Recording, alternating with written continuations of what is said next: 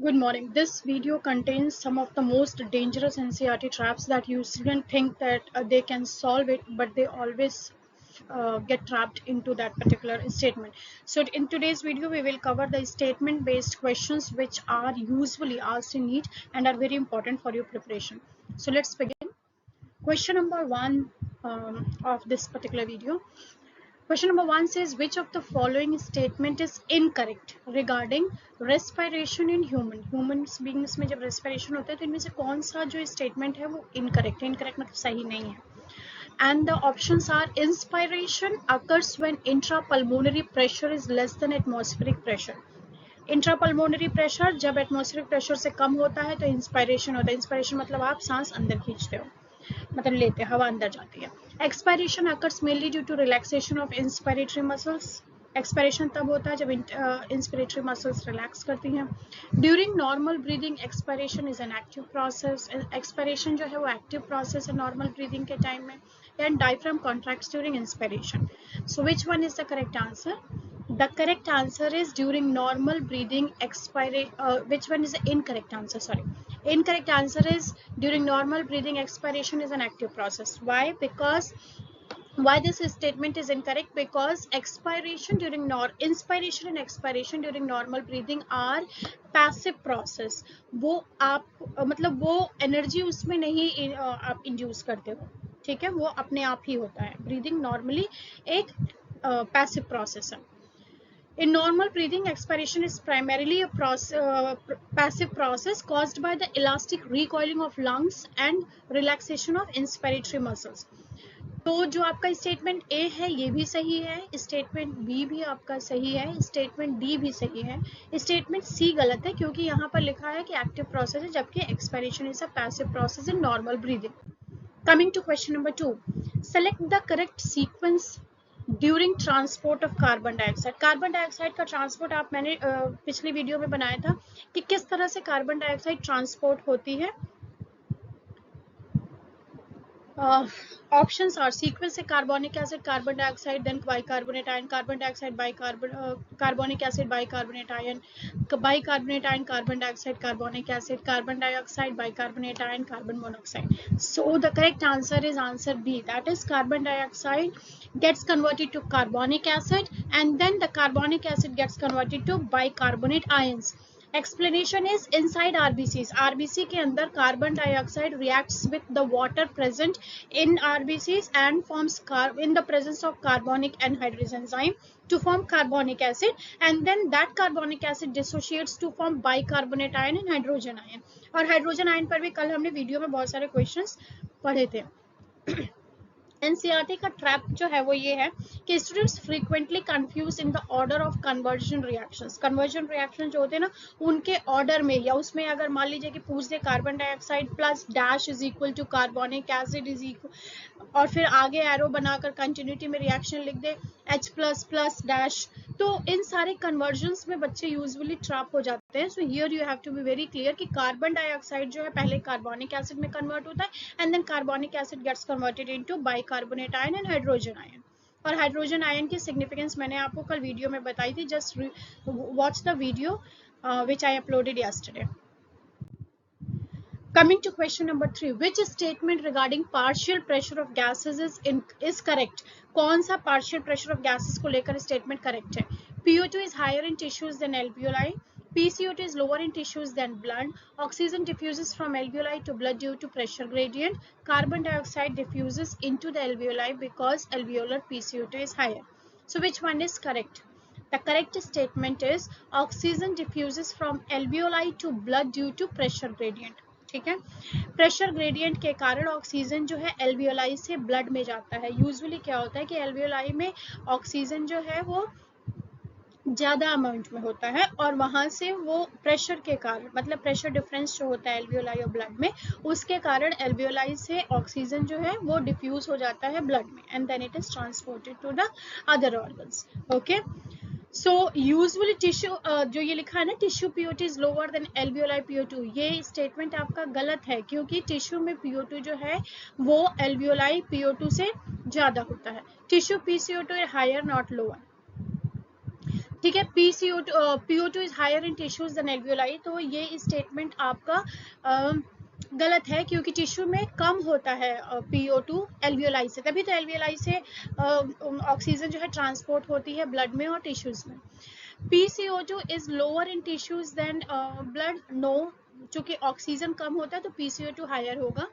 Then आपका statement है carbon dioxide diffuses into alveoli because alveolar PCO2 is higher, ये भी गलत है, क्योंकि कार्बन डाइऑक्साइड जो है एल्वियोलाई में नहीं, एल्वियोलाई में डिफ्यूज इसलिए नहीं होता है कि PCO2 एल्वियोलर टिश्यू में हायर होता है, बल्कि इसलिए कि उसमें कम होता है। ठीक है, हमेशा याद रखिए यहाँ पर कि ऑक्सीजन और कार्बन डाइऑक्साइड का ट्रांसपोर्ट ब्लड से एल्वियोलाई से ब्लड में होता है प्रेशर ग्रेडियंट के अंतर्गत, और ऑक्सीजन की मात्रा हमेशा एल्वियोलाई में ज्यादा होती है, जिसके कारण वो ब्लड में डिफ्यूज होता है, और चूंकि ऑक्सीजन की मात्रा ज्यादा है तो कार्बन डाइऑक्साइड की कम होगी। Coming to question number 4, which of the following correctly matches respiratory volume? Options are tidal volume is equal to the maximum air inspired forcibly. Inspiratory reserve volume is the air inspired during normal breathing, ये मैंने आपको कल के video में ये बताया भी था, इसका साथ सबकी डेफिनेशन मैंने बताई थी। Residual volume is the air remaining after forceful expiration, and vital capacity is the air remaining in lungs after normal expiration. So which of the following matches correctly, and the answer is C, yes, residual volume जो है वो मात्रा है air की, वो amount है air का जो कि आपके फोर्सफुल एक्सपायरेशन के बाद भी लंग्स में रह जाती है, और इसी एयर के कारण लंग कोलैप्स नहीं होता है। The lung never gets vacated fully during expiration and during expiration, अगर ऐसा होता तो लंग कोलैप्स कर जाता। So the residual volume actually prevents the collapsing of the lungs. Residual volume refers to the amount of air that remains in the lung even after forceful expiration, and it prevents the collapsing of the lung and the alveoli. ठीक है। NEET frequently asks direct NCERT respiratory NCERT based respiratory volume definitions with twisted options, ये options twisted है, ठीक है, लेकिन definition इसकी straight है। तो आपको अगर डेफिनेशन याद है और थोड़ा भी कॉन्सेप्ट्स को आपने घुमा फिरा के भी इन सारे मेरे वीडियोस में जो भी मैंने कॉन्सेप्ट्स को तोड़ मड़ोड़ कर आपको दिखाया है कि कैसे ये कॉन्सेप्ट्स पूछे जाते हैं, कॉन्सेप्ट तो आपको स्ट्रेट ही याद रखना है, लेकिन जो आपको ट्विस्ट करता है ना क्वेश्चंस, ये अगर आप मेरे वीडियोस को रेगुलरली वॉच करें तो you will find that how the same question could be asked into different forms, and how do you get trapped into those questions, and you always make mistake, so don't do that. Question number 5 का is assertion and reason based. Question number 5 का assertion कहता है carbon monoxide poisoning reduces oxygen transport. Carbon monoxide की अगर poisoning है तो oxygen का transport reduce हो जाएगा, ठीक है। Reason says carbon monoxide has greater affinity for haemoglobin than oxygen. Correct, मैंने कल ही आपको बताया था कि सीक्वेंस अगर कार्बन मोनोऑक्साइड है, कार्बन डाइऑक्साइड और ऑक्सीजन प्रेजेंट है तो सबसे ज्यादा एफिनिटी जो हीमोग्लोबिन के लिए जिसकी होगी वो है carbon monoxide followed by carbon dioxide and oxygen then, ठीक है। तो ये दोनों ही स्टेटमेंट सही है और दोनों स्टेटमेंट एक दूसरे को सपोर्ट कर रहे हैं, and yes, A is the correct answer. A मतलब असर्शन रीजन में both A and R true, assertion और रीजन दोनों सही है और reason is the correct explanation of the assertion. Carbon monoxide binds strongly with hemoglobin forming carboxyhemoglobin, ठीक है, that reduces the capacity of oxygen to bind with hemoglobin. Carboxyhaemoglobin जो होता है जो कि कार्बन मोनोऑक्साइड और हीमोग्लोबिन के कॉम्बिनेशन से बनता है, that is a stable, मतलब वो स्टेबल एक कंपोनेंट बनता है जिसके कारण ऑक्सीजन जो है हीमोग्लोबिन से बाइंड नहीं कर पाता। What does carbon dioxide bind with hemoglobin to form? Carbaminohemoglobin, yes, so remember it, don't get confused here, okay? So I hope you understood these 5 questions. Coming to the next question, हाँ, ये मैंने आपको कल के video में ये बताया था, कवर किया था कि carbon monoxide has 200 to 250% more means greater affinity to for haemoglobin than oxygen. Coming to question number 6, which part of respiratory passage is not involved in gaseous exchange? Not and और इन सब का ध्यान रखिएगा जो बोल्ड में ऊपर लिखे रहते क्वेश्चंस में। Usually we forget this state, हम इतनी जल्दीबाजी में होते हैं नीट के एग्जाम में कि ये नॉट और करेक्ट इनकरेक्ट ये सब भूल जाते हैं और जो हमारे दिमाग में होता है वैसा आंसर लगा के आते हैं। एंड चूंकि नेगेटिव मार्किंग भी होती है नीट में, तो we usually fall into the trap और एक क्वेश्चन गलत करते हैं 0.25 मार्किंग हमारी ऐसे ही चली जाती है, ठीक है। So be careful about it. I am saying this again and again and emphasizing on this, so please be careful on it. Which part of respiratory passage is not involved in gaseous exchange? Gaseous exchange में कौन सा passage involved नहीं है? And the options are alveoli, respiratory bronchioles, terminal bronchioles and alveolar duct. And the correct answer is terminal bronchioles. ठीक है? Terminal bronchioles conduct air but are not involved in gaseous exchange. Direct जो gaseous exchange होता है उसमें terminal bronchioles involved नहीं होते हैं. Exchange mainly occurs in respiratory bronchioles, alveolar duct and alveoli. Exchange of gases जो atmosphere और lung के बीच में होता है उसमें जो involve होते हैं organelles वो है respiratory bronchioles, alveolar duct and alveoli, not the terminal bronchioles. Okay. Students usually confuse into the conducting zone and respiratory zone. Conducting zone का मतलब जहां से एयर पास होती है बाकी के ऑर्गन्स में, और रेस्पिरेटरी जोन का मतलब जो मेन रेस्पिरेटरी ट्रैक से जो एसोसिएटेड ऑर्गेनेल्स है उन पूरे की बात हो रही है. तो रेस्पिरेटरी जोन और कंडक्टिंग जोन में कंफ्यूज मत होइएगा. Okay. Coming to question number 7. Which of the following is the major stimulus for regulation of respiration in humans? Stimulus. कौन सबसे major stimulus है which regulates the respiration in humans? And the options are oxygen concentration, carbon dioxide concentration, nitrogen concentration and carbon monoxide concentration. Major stimulus which regulates respiration ये पूछ रहा है. And the correct answer is carbon dioxide. क्यों मतलब यहाँ पर हम कह सकते थे oxygen is the major stimulus. Oxygen present है तो रेस्पिरेशन रेगुलेट होगी? जी नहीं.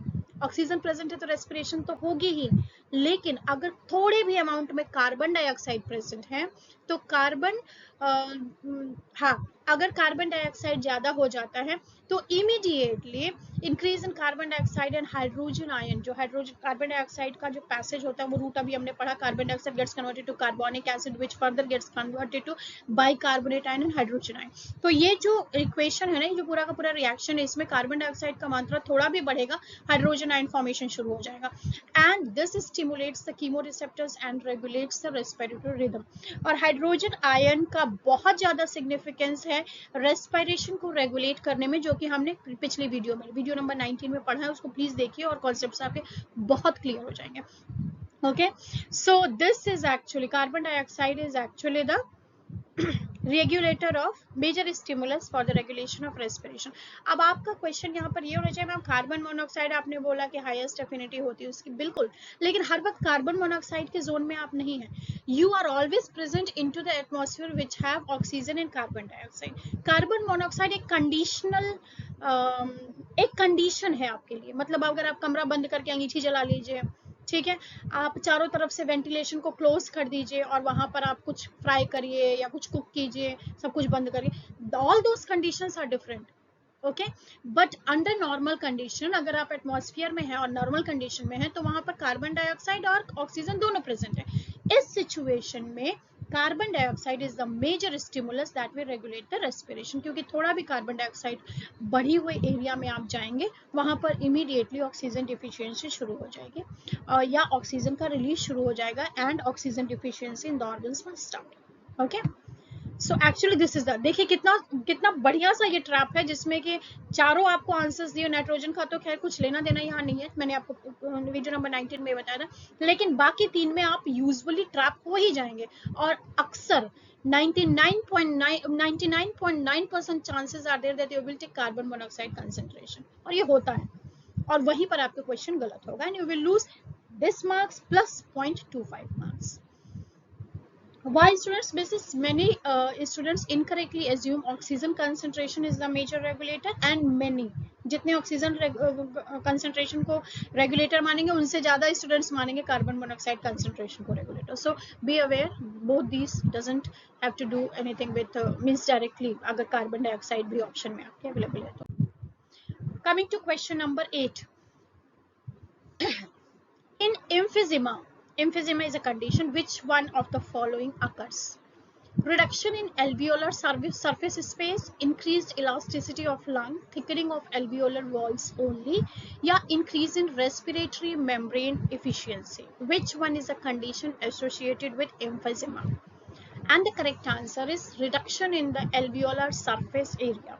Alveoli का जो surface area है वो reduce होती है, जिसके कारण क्या होगा? Alveolar collapse शुरू होगा, and this particular condition is called emphysema. In emphysema, alveolar walls are damaged, leading to decreased respiratory surface area and breathing difficulty. Alveoli का जब surface area घटेगा तो वो क्या कब घटेगा? जब वो shrink हो रही है ना, तो जब shrink होगी तो पूरा lung का capacity shrink होगा, और जब lung की capacity shrink होगी तो breathing difficulty शुरू होगी. This particular condition is known as emphysema. इसमें lung की elasticity decrease करती है. Thickening of walls is more associated with fibrosis. Lung fibrosis जब होता है ना तो उसमें लंग की वॉल्स थिक होने लगती हैं, जिसके कारण लंग की इलास्टिसिटी खत्म होने लगती है या रिड्यूस होने लगती है. Gas exchange efficiency decreases and all this conditions leads to the reduction in the gaseous exchange efficiency of the lung. Okay अच्छा, यहाँ पर एक अगर आप वीडियो नंबर 19 देखें मेरा, तो एक आपको इमीडिएटली एक कंडीशन समझ में आएगी, जहाँ पर सर्फेक्टेंट का मैंने एक क्वेश्चन दिया था कि what is the role of surfactant. ठीक है, तो सर्फेक्टेंट का रोल यहाँ पर, चूंकि एल्वियोलाई की बात हो रही है इसलिए मुझे रिकॉल हो गया. सर्फेक्टेंट जो है वो एल्वियोलर सरफेस एरिया को, एल्वियोलर सरफेस टेंशन को रिड्यूस करते हैं, एल्वियोलाई को अपने शेप में इंटैक्ट रहने में हेल्प करते हैं. Which statement regarding hemoglobin is correct? Options are: each hemoglobin molecule can bind 2 oxygen molecules. Hemoglobin is present in plasma. 1 gram of hemoglobin can bind approximately 1.34 ml of oxygen. Hemoglobin transports most carbon dioxide as bicarbonate. So which one is correct? Correct पूछ रहा है, ठीक है. And option is 1 gram of hemoglobin can bind approximately 1.34 ml oxygen. This is a correct statement. Hemoglobin inside RBCs carries oxygen efficiently and 1 gram of hemoglobin can bind around 1.34 ml oxygen. और ये straight एक statement है आपका NCERT की book में. इसमें आपको कुछ if then but नहीं सोचना है. इसको आप as such याद कर लीजिए कि 1 ग्राम हीमोग्लोबिन जो है वो 1.3 ml ऑक्सीजन कैरी करेगा. Students often get confused in oxygen transport with carbon dioxide transport. ये तो यूजुअल सी बात है कि कार्बन मोनोऑक्साइड ऑक्सीजन में आप कंफ्यूज होते रहोगे, इसलिए ये कॉन्सेप्ट्स बहुत क्लियर रखिए. And I again am requesting you that you keep watching my videos, जहाँ पर मैंने बहुत ज़्यादा मेहनत के बाद आपके ऐसे क्वेश्चंस फ्रेम किए हैं जो आपके कॉन्सेप्ट्स को बहुत अच्छे से क्लियर करते हैं. So keep watching my videos. Coming to question number 10, which is a match the following based question. और मैंने ये जानबूझ के बनाया जिससे आपको ये चार जो आपके कॉलम 1 में 4 चीजें दी हुई है, इनका आपको रोल क्लियर हो जाए कि ये क्या है. मतलब आपको एक क्वेश्चन में 4 कॉन्सेप्ट्स मिल जाए. Question number 1 is saying pleura, epiglottis, pneumotaxic center and surfactant. And you have in column number 1, prevents alveolar collapse, control respiratory rhythm modification, double layered membrane around lungs and prevent food entry into glottis. So what is the correct match? And the correct match is A जो है A मतलब जो options दिए होंगे ABCD, उसमें P जो है वो 3. प्लूरा जो है दैट इज प्लूरा को जो लंग्स के ऊपर डबल लेयर्ड मेम्ब्रेन होता है ना, lung is a double layered membrane से कवर्ड एक ऑर्गन है. ठीक है, मतलब लंग के पास 2 मेम्ब्रेन की कवरिंग है. सो डबल लेयर्ड मेम्ब्रेन जो होता है लंग के ऊपर, that is known as pleura. या प्लूरा पूछ सकता है what is the role of pleura, तो आपको स्टेटमेंट्स दिए रहेंगे, ये पता रहेगा तो आप बता पाएंगे. एपिग्लॉटिस जो है वो prevents food entry into glottis. Epiglottis आपका इस रीजन में प्रेजेंट होता है और epiglottis prevents the food entry into the glottis. Pneumotaxic centre क्या करता है? Pneumotaxic centre controls respiratory rhythm modification. ये मैंने वीडियो नंबर 19 में कवर किया था. Pneumotaxic centre controls the respiratory rhythm modification. And what is the role of surfactant? It prevents the alveolar collapse. क्योंकि अभी मैंने पिछली स्लाइड में आपको बताया कि सर्फेक्टेंट जो है prevents alveolar collapse. So these are the matches. Okay, hoping you liked all this 10 questions. एंड आपको ये क्वेश्चंस अच्छे लगे? कौन सा क्वेश्चन अच्छा लगा कितना आपको समझ आया, नहीं समझ आया तो उसके लिए आपने क्या किया, क्या आपने वीडियो फिर से देखा, फिर भी नहीं समझ आया तो do you want me to give some more explanations on a particular topic or something, anything like that, please do comment and let me know. Thanks for watching. Please don't forget to subscribe to my channel and watch my previous videos also, so that you can prepare step by step and keep scoring, keep improving your scores also step by step. And all the best to all the NEET 2027 aspirants. Be with me. I am promising you that I will make you perfect in your NEET biology. Okay.